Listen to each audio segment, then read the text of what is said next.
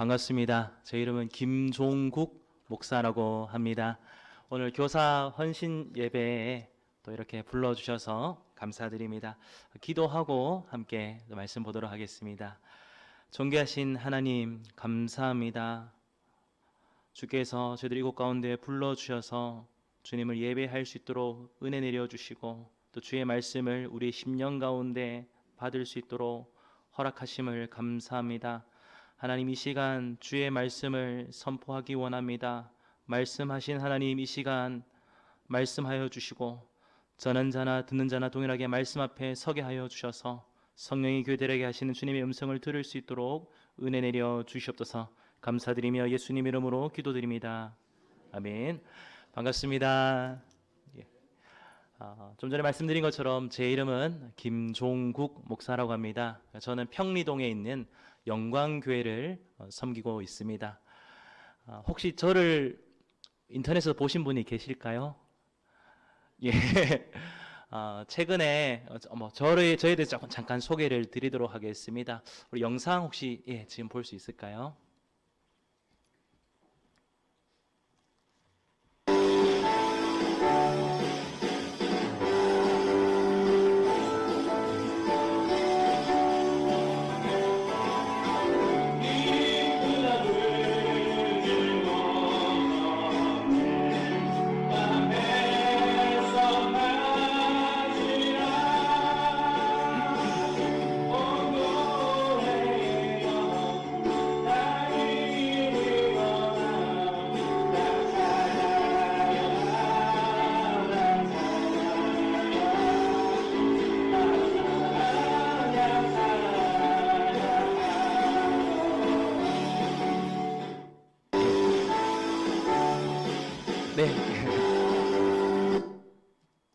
네.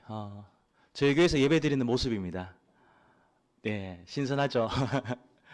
저희가 이제 개척교회다 보니까 이제 마음껏 하나님을 찬양하고 싶은데 또 그렇게 섬길 성도들이 많이 없어가지고 할 수 있는 저도 할 수 있는 부분에 최선을 다해서 그렇게 하나님을 예배하고 있습니다.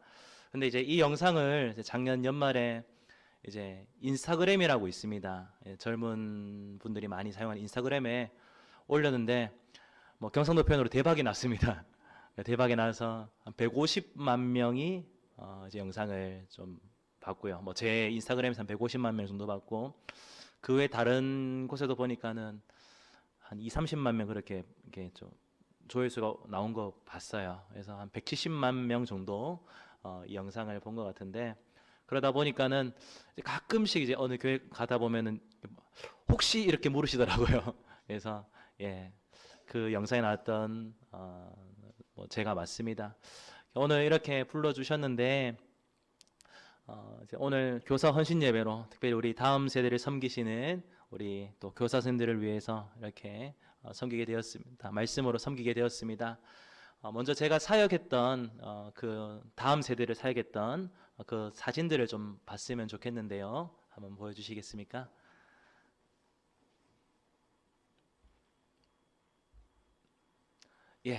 제가 대구 내일교회라는 곳에서 부교육자로 사역할 때입니다. 제가 내일교회에서 중등부를 사역했었는데, 제가 내일교회 중등부 사역한 첫 해에 이제 갔을 때가 한 90명에서 한 110명 정도 이제 예배 인원이 아이들이 왔다 갔다 했어요.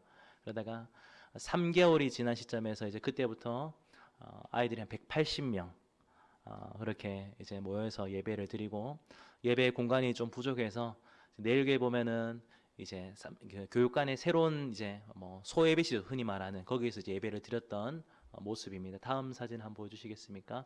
그래서 이렇게 아이들과 같이 예배를 드렸고요. 계속 보여주시겠습니까? 이제는 제가 아이들 사역할 때 푸드 트럭이죠. 푸드 트럭을 구입해가지고 이제 학교마다 찾아가서 아이들을 만났던, 그래서 떡볶이도 먹여주고 아이스크림도 먹이고 했던 그런 사진이고요.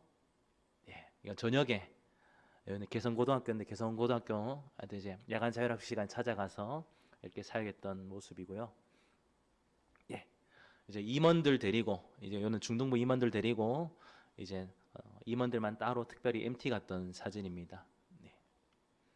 이건 수련회 사진이고요. 계속 이거는 이제 리더들 아우팅이죠. 리더들만 따로 단기 선교를 국내 단기 선교 나갔던 사진입니다. 예, 산기도 갔던 사진이고요. 예, 그리고 이제 마지막에 제 아이들 내일 위해서 마지막으로 했을 때 그 중등부 아이들 사진입니다. 예, 저는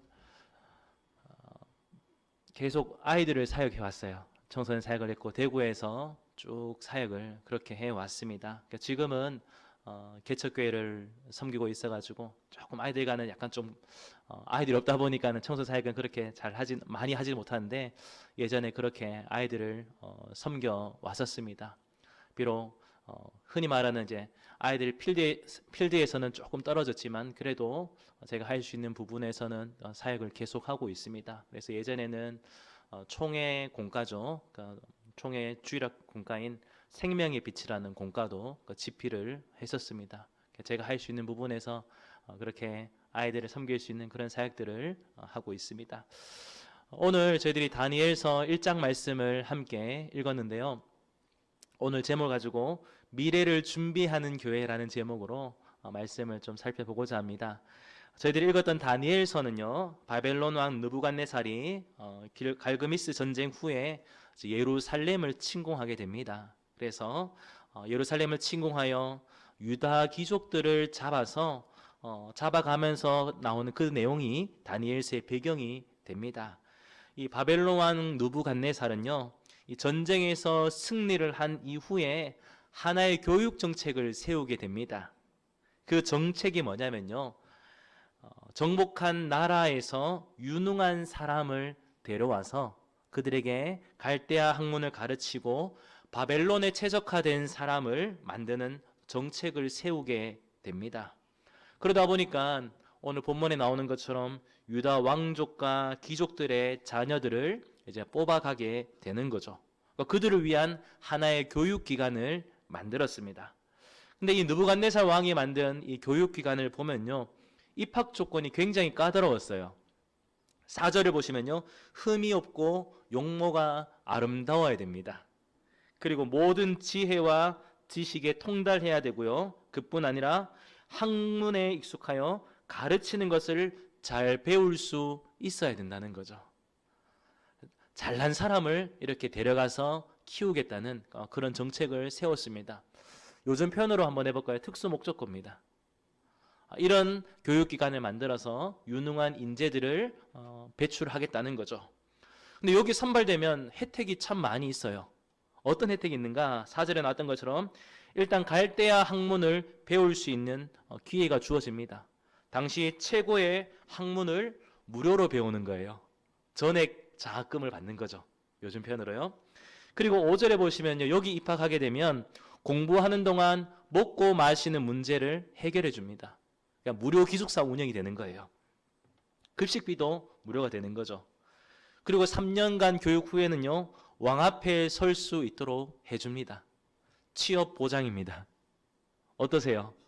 최고의 학문을 배우고 무료로 배우고 그리고 취업까지 보장된다. 좋은 혜택입니까? 안 좋은 혜택입니까? 굉장히 좋은 혜택이죠. 여기만 들어가게 되면은 앞으로 장래는 보장되어 있습니다.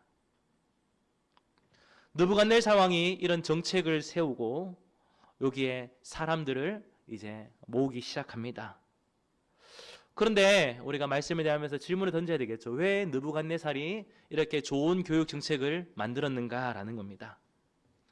느부갓네살 왕이 이렇게 이런 정책을 세운 이유는요, 하나님의 사람이라고 말할 수 있는 유다 백성을 하나님의 백성이 아닌 바벨론의 백성으로, 하나님의 사람이 아닌 바벨론의 사람으로, 세상의 사람으로 만들려고 하기 위함입니다. 그래서 하나님의 기준으로 살아가는 것이 아니라 세상의 기준으로 살아가는 사람으로 만들기 위해서 이런 정책을 세웠다는 거예요. 다시 한번 질문 던지겠습니다. 그러면 이 느부갓네살 왕이 세운 이 교육 정책, 좋은 정책입니까? 나쁜 정책입니까? 대답하기 어렵죠. 분명 좋은 정책인데 취업 보장, 장래길이 열렸는데 신앙적으로 보면 그렇게 좋지 않은 정책이었다는 겁니다. 느부갓네살 왕이 만든 이 정책은요, 지금 우리가 살아가고 있는 이 시대의 교육 현실과 매우 흡사합니다. 우리의 자녀들도 좋은 대학 나오기를 원하고 또 좋은 곳에 취직만 하면 무조건 괜찮다라고 이야기하는 그런 시대 가운데 살아가고 있습니다. 그러다 보니까 제가 사역하면서 가장 많이 느낀 것이 뭐냐면요, 제가 이제 고등부 사역을 할 때였습니다. 고등부 사역을 할 때 예배 시간 마치면 부모님들이 예배 문 앞에, 고등부실 문 앞에 와 있어요. 예배 마치면 아이들을 학원으로 데려가기 위해서. 그런 경우를 참 많이 봤습니다. 앞으로 좋은 대학만 가면, 좋은 곳에 취직하게만 하면 지금 믿음 생활하는 거는 조금 뒤에도 괜찮다. 그렇게 가르치는 경우들을 많이 접하게 되었습니다. 어쩌면 이 모습은요, 우리의 생각이 이미 바벨론 포로가 된 것과 다름이 없는 것이죠. 학창 시절에 이렇게 믿음을 포기한 아이들이 대학 가서 때로는 취직을 한 이후에 저절로 신앙이 생길까요? 부모님들이 나중에 예수 믿으면 된다, 그때 열심히 하면 된다 가르쳤는데 나중에 잘할 수 있겠습니까? 불가능합니다. 취직하면 믿음이 생깁니까? 그렇지 않죠. 어릴 때 예수 그리스도를 믿지 않으면, 또 그들에게 예수를 전하지 않으면 어렵습니다. 자, 느부갓네살 왕이 이런 정책을 세우는데 오늘 본문에 보시면 여기에 잡혀온 사람들이 있었습니다. 6절을 보시면요, 이렇게 돼 있어요. 그들 가운데는 유다 자손 곧 다니엘과 하냐냐와 미사엘과 아사랴가 있었다 기록하고 있습니다. 느부갓네살 왕이 만든 이 교육 정책에 다니엘과 세 친구가 잡혀오게 되었습니다. 좋게 표현하면 세상적으로 출세할 수 있는 기회가 주어진 사람들이죠. 인간적으로 보면 너무 부러운 사람들입니다. 그러나 신앙적으로 볼 때는요, 굉장히 위험 가운데 놓인 사람들이죠. 느부갓네살 왕은요, 여기에 온 아이들을, 그들의 신앙의 정체성을 지우기 위해서 가장 먼저 무엇을 하냐면 그들의 이름을 바꾸기 시작합니다. 왜냐하면 다니엘과 세 친구의 이름은요, 다 하나님과 연관되어 있어요. 그러다 보니 그들의 이름을 부르기 전에 이미 이름을 부를 때마다 하나님과 연관된 것이기 때문에 이제 이것을 지우는 거죠.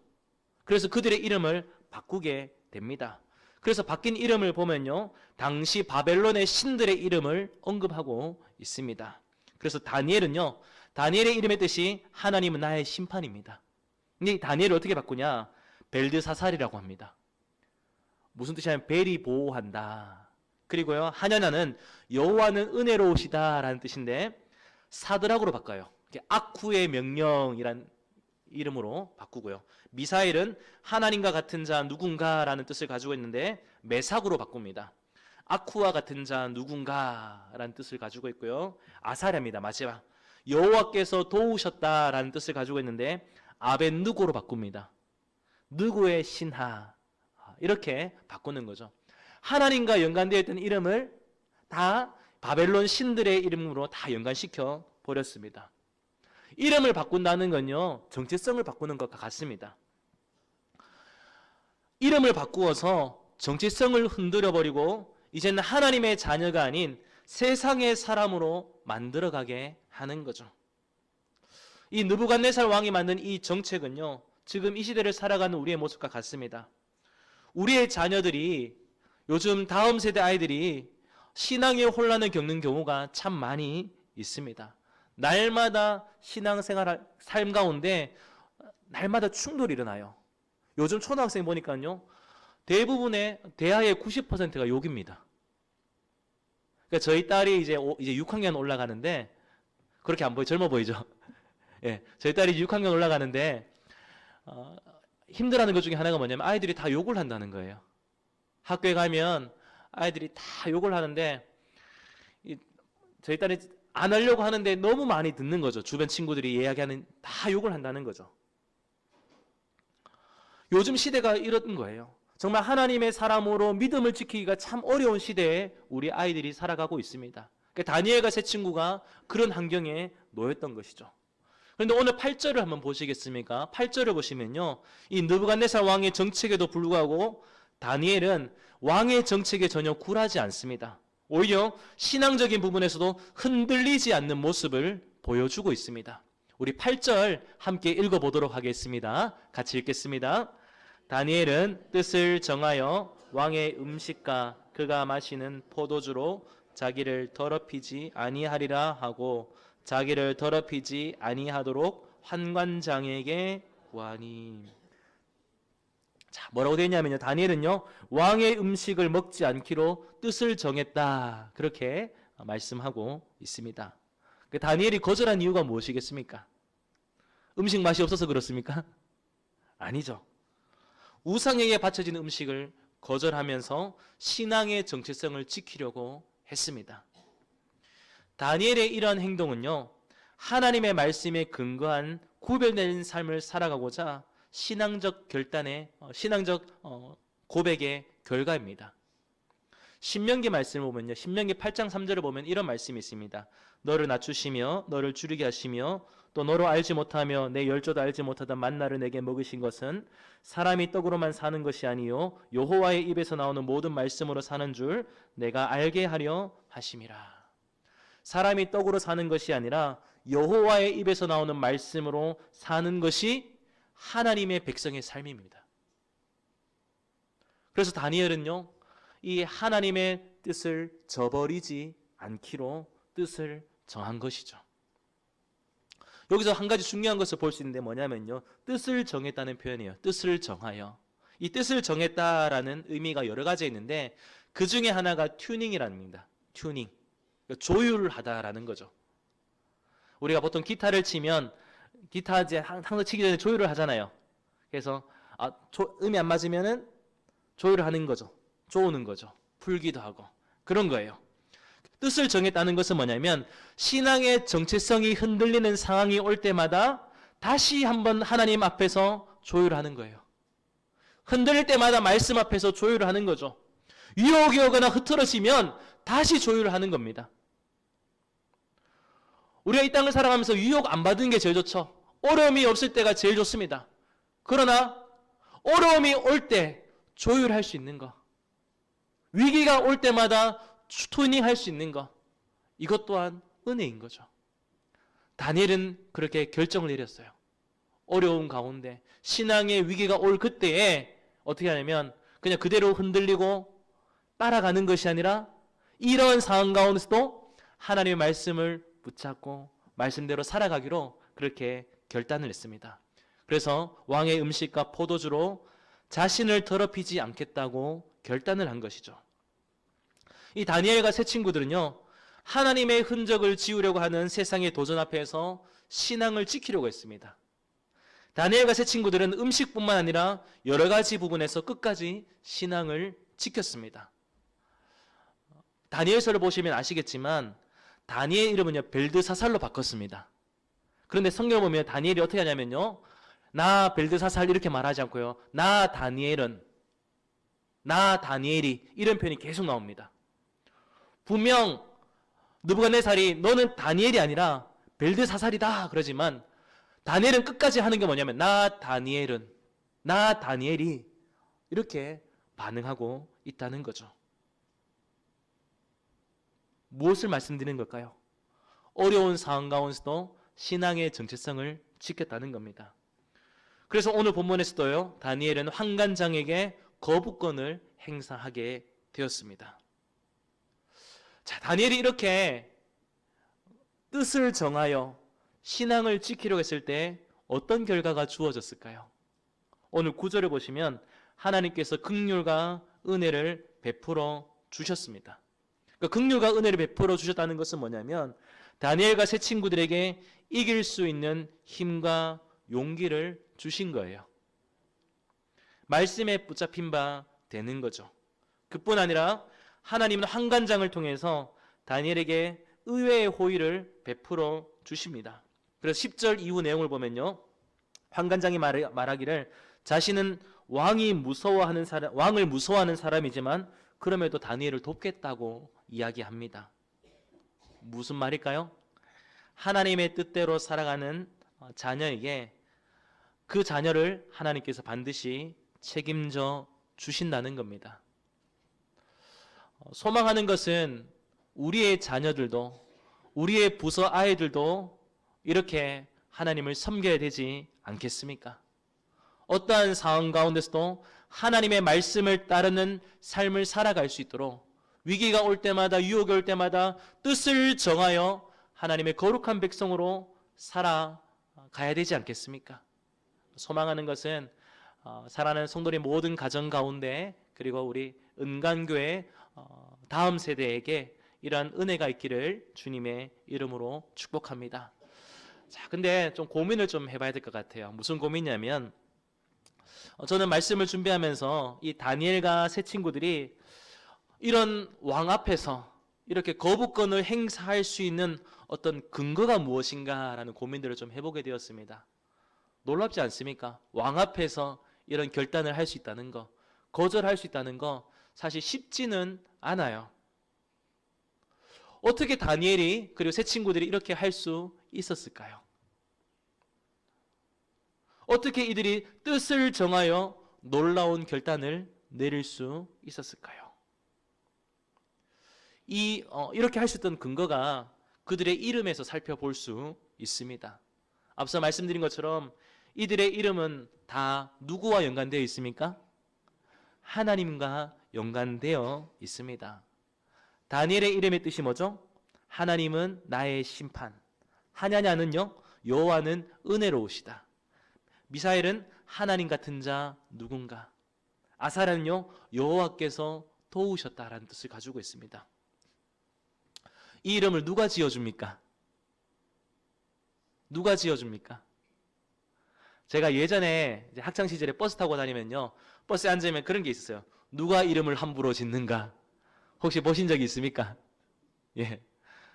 지금도 신천대로 가다 보니까 그렇게 적혀 있더라고요. 이름을 누가 지어줍니까? 아이들의 이름을요. 부모님이 지어주죠. 이름에서 부모님의 신앙을 볼 수 있습니다. 이들의 부모님은요, 자녀들이 믿음 가운데 바르게 자랄 수 있도록 신앙 교육했다는 것을 짐작할 수 있어요.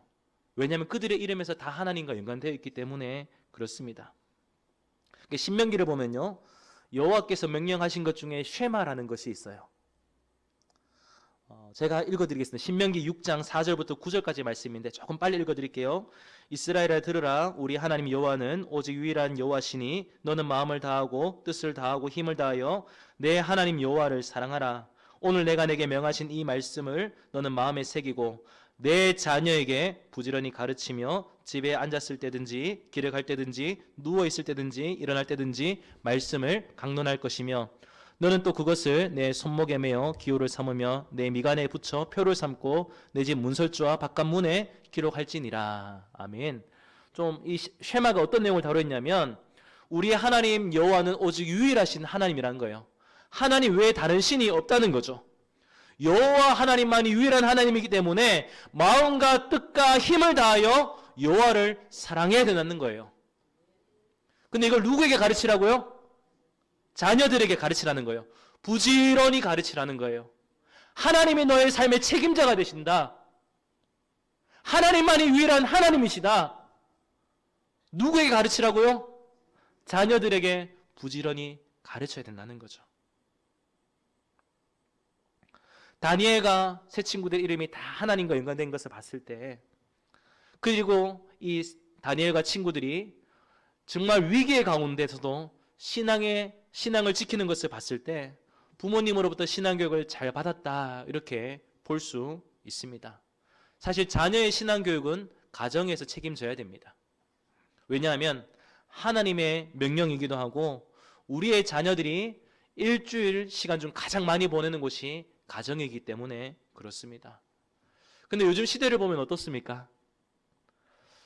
제가 사역을 하는 동안 참 많이 느끼고 가슴 아팠던 것 중에 하나가 뭐냐면, 청소년 사역할 때 가장 많이 가슴 아픈 것이 뭐냐면, 생각보다 아이들의 부모님들이 그렇게 신앙에 큰 비중을 두지 않는다는 거예요.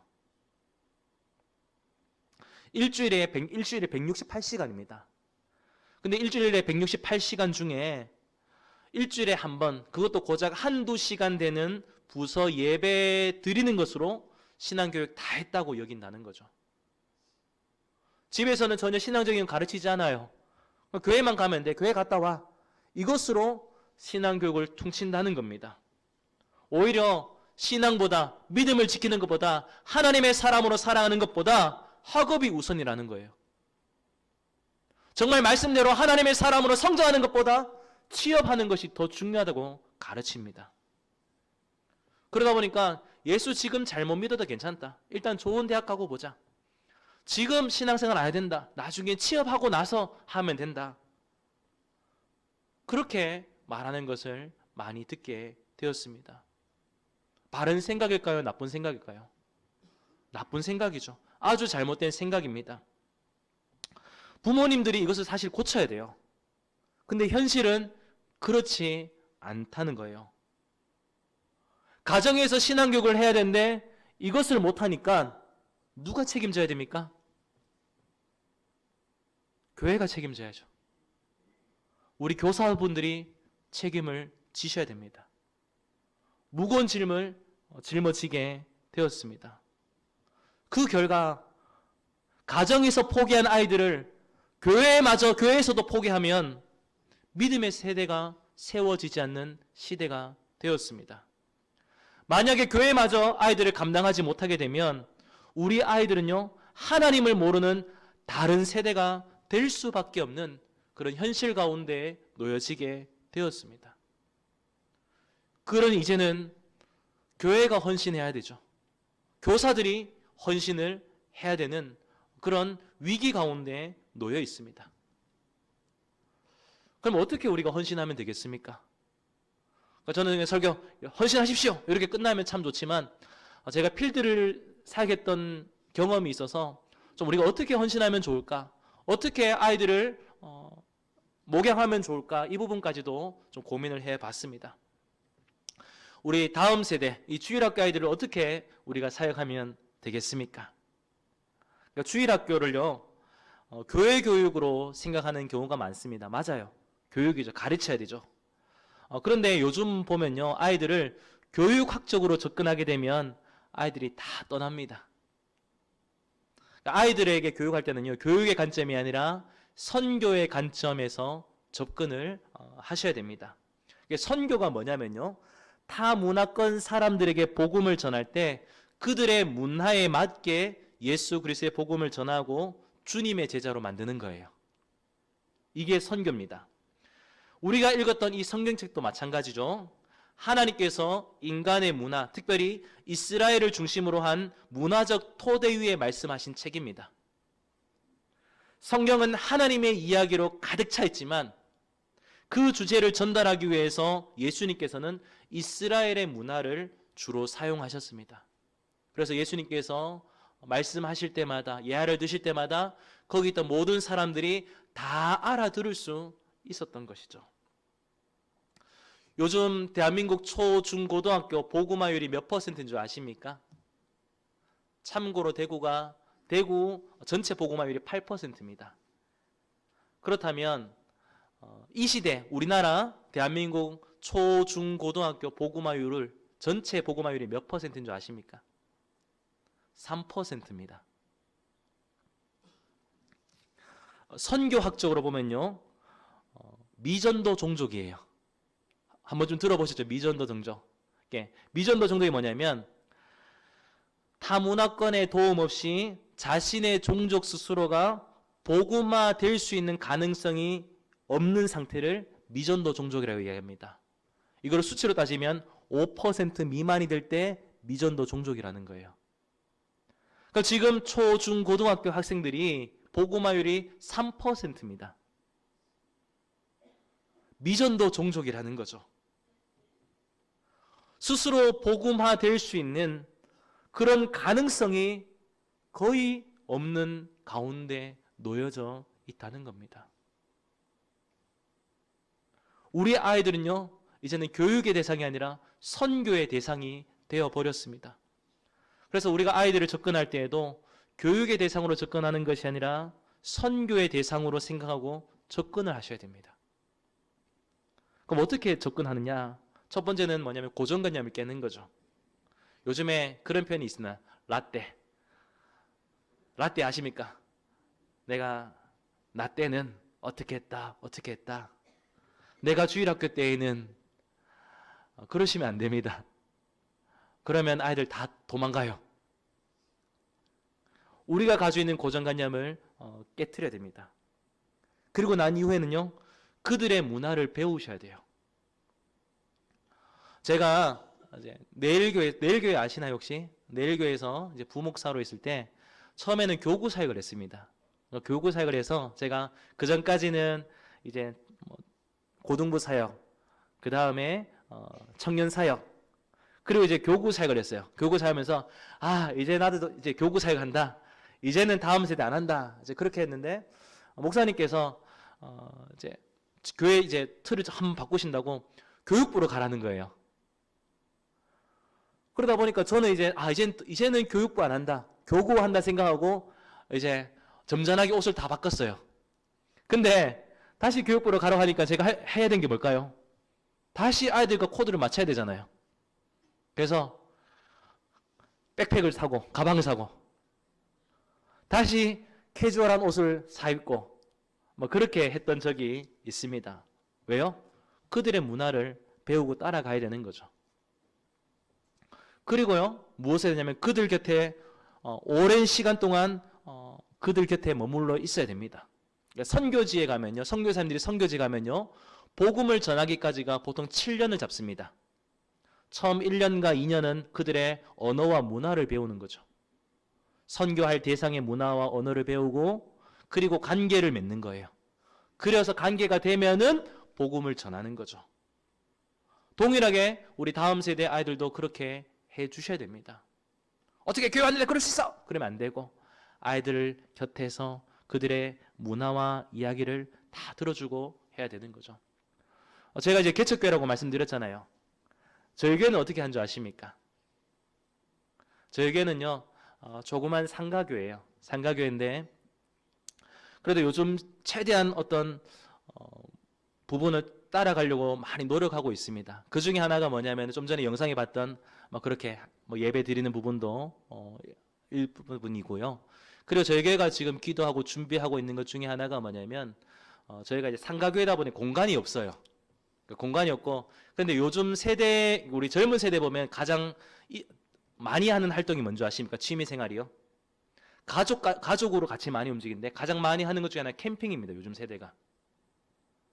그러다 보니까 이제 저희 교회가 지금 기도하고 준비하고 있는 것 중에 하나가 뭐냐면 우리 교회도 이제 움직이는 교회로 가자는 거예요. 움직이는 교회가 뭐냐면 저희가 이제 지금 있는 교회 예배 처소를 이제 메인 예배 처소로 두고, 그리고 이제는 뭘 하냐면 교회가 캠핑카를 사가지고 버스 캠핑카 사서 이제는 이걸 가지고 어떻게 하냐면 가족들과 같이, 그래서 오늘 어디로 모이십시오 하면 다 모여서 거기서 교제하고 소그룹하고 예배하고 그렇게 지금 계획을 세우고 있습니다. 따라가는 거죠. 지금 상황에서 시대가 타락했다, 바뀌었다 하는 것이 아니라 지금 사람들이 복음을 들을 수 있도록 노력을 하는 거죠. 그리고 무엇을 하냐? 아이들 편에 서 주셔야 됩니다. 아이들 편에 서는 거 힘들어요. 저도 이제 아이들 중고등부 사역하면서 가장 어려운 게 뭐냐면요, 아이들이 저를 이제 친구로 취급을 안 해요. 그냥 이제 나이 많은 아저씨로 세대가 다르다고 느껴져요. 물론 저가 못 따라가는 것도 있지만 그럼에도 불구하고 그냥 같이 옆에 서 있어 주는 거예요.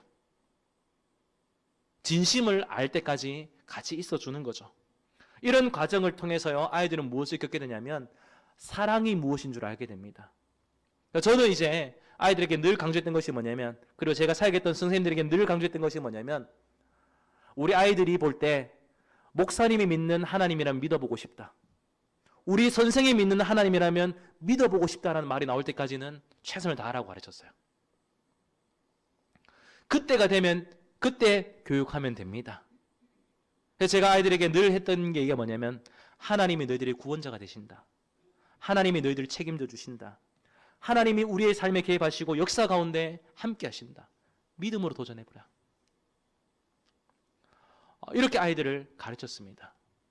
근데 참 감사한 것은요, 제가 가르쳤던 아이들이 많은데 지금 사역자가 2명이 나왔어요. 한 명은 재작년에 이제 목사 안수를 받았고요. 또 한 명은 올해 강사고시를 칩니다. 이 두 아이들이 보면 다 가정적으로 어려운 아이들이고 또 결핍이 많은 아이들입니다.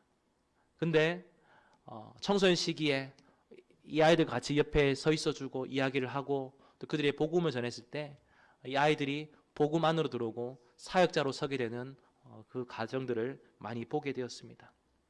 무엇을 말씀드리고 싶냐면요, 이러한 헌신과 수고가 있을 때에 다니엘과 새 친구와 같은 믿음의 세대가 세워질 수 있습니다. 오늘 우리 교사 선생님들 특송하는 거 봤는데 참 도전이 됐어요. 왜냐하면 제가 좋아하는 찬양이기도 하고요. 하나님의 부르심에는 이 찬양 좋아하는데 조금 힘들더라도 하나님께서 맡겨주신 영혼들, 그들의 부모도 포기한 아이들의 신앙을 잘 책임져 주시기를 간절히 소망합니다. 우리가 목양하는 아이들이 세상의 거친 도전 앞에서도 뜻을 정하여 하나님의 구별된 삶을 살아갈 수 있도록 헌신해 주셔야만 됩니다.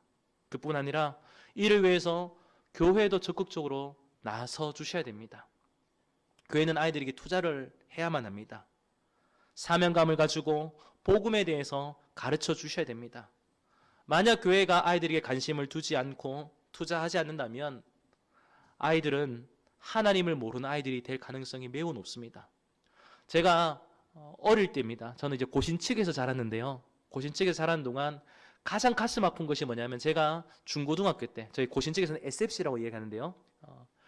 중고등학교 때 SFC 때 무엇을 했냐면 교회가 저희 중고등부에 관심을 두지 않았어요. 그러다 보니까 교육자가 없는 가운데 제가 이제 중고등부 이제 6년이죠. 하는 동안, 이 중고등부 있는 동안 교육자 없는 횟수가 너무 많이 있었습니다. 심지어는 한 2년 동안 없었어요. 그러니까 사역자를 못 가는 게 아니라 안 구한 거였어요, 교회가. 요즘처럼 사역자 구하기 어려운 시대는 좀 다른 케이스인데, 그때는 사역자들이 많았는데 교회가 관심 두지 않는 거예요. 왜요? 굳이 여기 신경 안 써도 교회가 돌아가기 때문에. 그러다 보니까 저 안에 있던 가장 큰 아픔이 뭐냐면 학창 시절에 교회 관심을 받지 못했던 거예요. 그냥 중고등부는 교회 관심 받게 대상이 되었던 그런 아픔이 있었습니다. 근데 그리고 나서 그때 지금 제 모교를 보면요, 저희 세대가 없어요. 저희 세대가 없고 다 교회를 다 떠났죠. 교회가 관심을 가지지 않으니까 다 떠났습니다. 교회가 다음 세대에 관심을 가져주셔야 됩니다. 미래를 준비하는 교회가 되어야만 되는 거죠. 미래의 주인공이라고 불리는 그 아이들에게 투자하고 그들의 눈높이에 맞는 신앙교육 할 수 있는 교회가 되어야만 되는 것입니다. 교회는 아이들을 위해서 투자하고 그들에게 복음을 잘 전할 수 있도록 몸부림치는 것이 선교입니다. 그것이 미래를 준비하는 겁니다. 은관교회가 그런 교회가 되어야 되지 않겠습니까? 교사들도 그럼 더 열심히 헌신할 겁니다.